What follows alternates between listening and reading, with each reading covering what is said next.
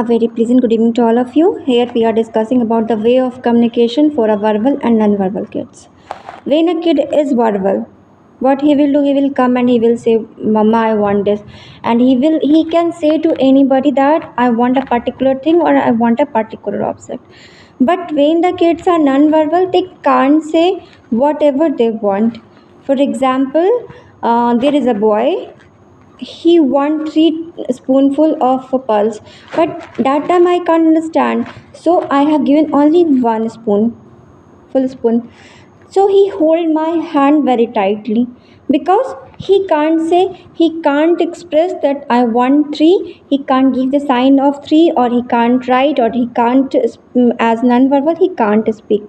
So here the problem is that we are working with the kids that they will speak, but there are 30 to 40% kids are there who remains non-verbal for lifelong in autism.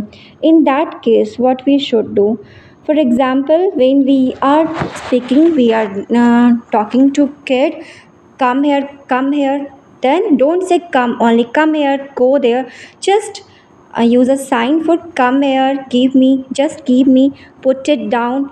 So use these signs to your kids that they can understand, they can make you understand that whatever they want. For example, now there was a boy, when he was bitten by the therapist, he was non-verbal. There was no way to communicate with the mama that mama, particular teacher has, particular therapist has bitten me.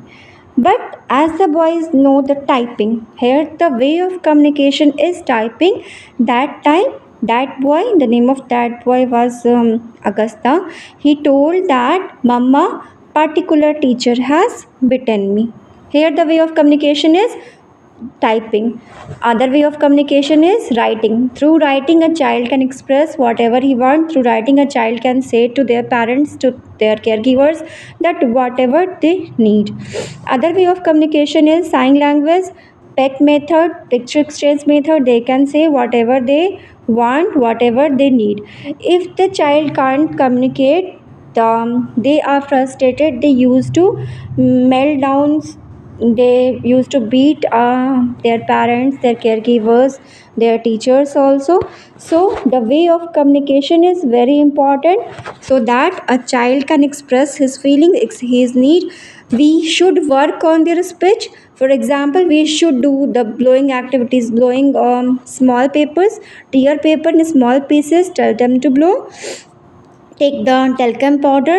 If you have no talcum powder, take maida, atta, suji, anything, whatever in your house, tell them to blow. Otherwise, vessels are there, keep them vessel so that they can blow it. Put the honey, upper part of tongue, lower part of tongue, left, right. Do these activities as much as possible. If not, then just make them typing, writing, and sign language or picture exchange method, so they can express their feeling, they can say that whatever they want, who has bitten them, and what they need. So the problem of meltdown, the problem of depression will be decreased in kids as well as possible, and their life become comfortable as much as possible, as they can express, as they can ask for their need, whatever they want, how much they want, and the behavior of their caregivers and the behavior of other persons for them.